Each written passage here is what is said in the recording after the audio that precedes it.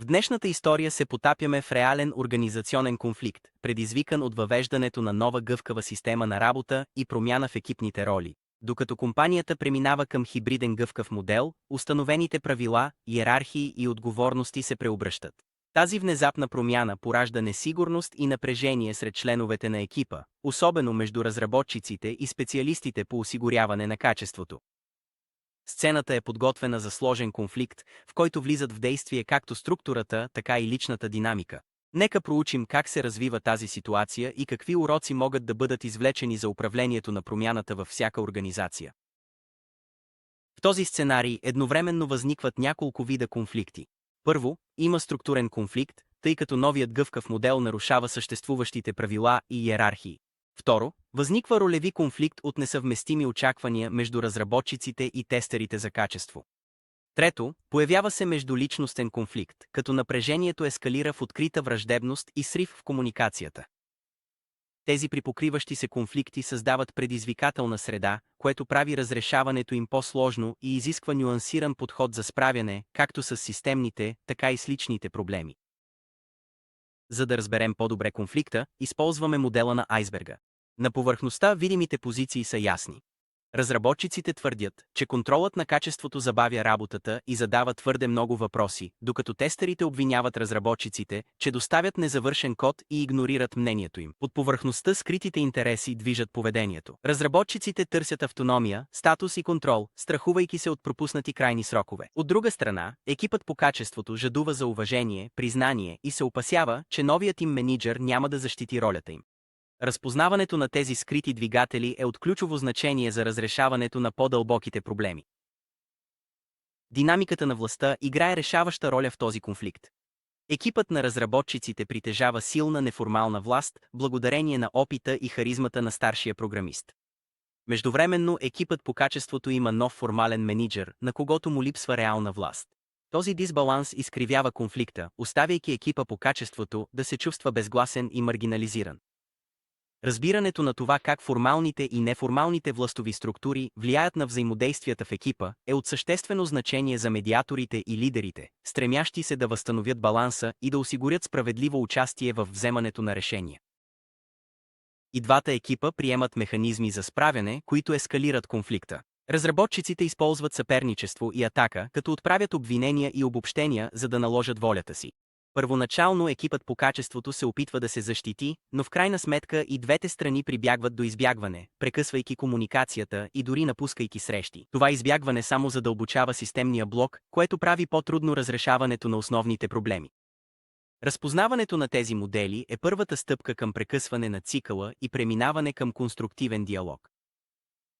Конфликтът бързо ескалира до трето ниво – сблъсък и поляризация. Екипите формират противоположни лагери, разработчици срещу тестери, като комуникацията е напълно прекъсната. На общо събрание емоциите кипват, което води до разрушителен изблик. На този етап връщането към нормалното състояние без външна помощ, като медиация, е почти невъзможно. Разпознаването на нивата на ескалация помага на организациите да се намесят рано и да предотвратят по-нататъшни щети.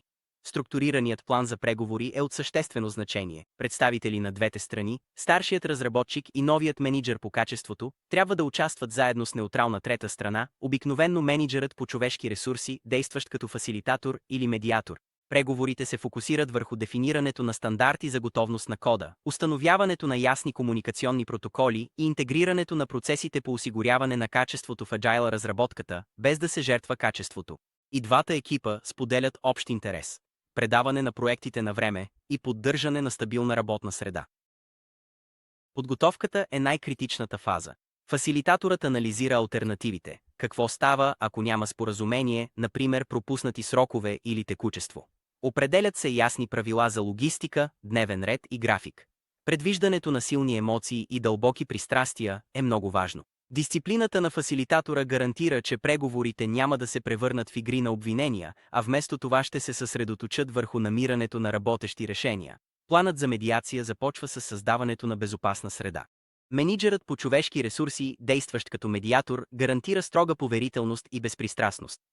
Това безопасно пространство позволява на участниците да свалят защитата си и да разкрият истинските си мотиви. Процесът започва с контролирано освобождаване на емоциите, като фокусът се измества от обвиненията към разбирането на това, което наистина се случва и от какво се нуждае всяка страна, за да работят ефективно заедно. Прилагат се няколко техники за медиация. Активното слушане помага за намаляване на защитната реакция, преформулирането премахва агресията от езика, почивките деескалират емоционалните пикове, а рефлексията признава чувствата, без непременно да се съгласява с тях. След като напрежението спадне, медиаторът води сесия за брейнсторминг, насърчавайки откритото генериране на идеи без критика. Този съвместен подход трансформира конфликта от разработчици срещу QA в ние срещу проблема, насърчавайки емпатия и творчески решения. За да се гарантира процедурна справедливост, медиаторът налага строги правила за диалог и равно време за изказване. Ако е необходимо, дипломацията на пеперудата, частни поверителни срещи, дава шанс на по-слабия QA менеджер да говори свободно без натиск. Тези мерки помагат за балансиране на динамиката на властта, като гарантират, че всички гласове се чуват и процесът остава справедлив. Екипите съвместно изготвят споразумения за ниво на обслужване, SLA, между отделите и въвеждат кратки, строго регламентирани срещи за синхронизация. Това предотвратява заобикалянето на QA, като същевременно се запазва скоростта на разработка. Тези споразумения изясняват очакванията, подобряват комуникацията и помагат на двата екипа да съгласуват усилията си към общи цели. В основата си конфликтът не е за лоши хора, а за лошо управлявана организационна промяна. Системата Agile наруши стария баланс, а новият процес на взаимодействие между разработчиците и QA беше само официално обявен, но не и задълбочено разработен. Без ясни критерии за готовност на кода, стандарти за документация или механизми за разрешаване на спорове, новата структура остана абстрактна и неефективна. Справянето с тези пропуски е от съществено значение за тайното разрешаване. Ръководството подцени психологическото въздействие на неформалната власт на старшия разработчик и остави новия QA менеджер без подкрепа по време на непопулярни промени. Основните нужди на служителите от сигурност и статус бяха пренебрегнати. Най-рискованата намеса би била административният натиск, който може да предизвика пасивна съпротива. Най-ефективен е подходът, основан на интереси, отделящ хората от проблема и фокусиран върху взаимната полза. Често се пренебрегват два ключови модела – етапите на екипно развитие на Тъкман и 8-степенният модел на Котър. Всеки екип преминава през фази – формиране, щурмуване, нормиране и изпълнение. Конфликтът е нормален за щурмуването, но тук не беше предвиден или управляван. Моделът на Котър подчертава нуждата от спешност, коалиция, ясна визия и вграждане на промяната в културата. Ако тези стъпки бяха спазени, конфликтът можеше да се избегне или смекчи.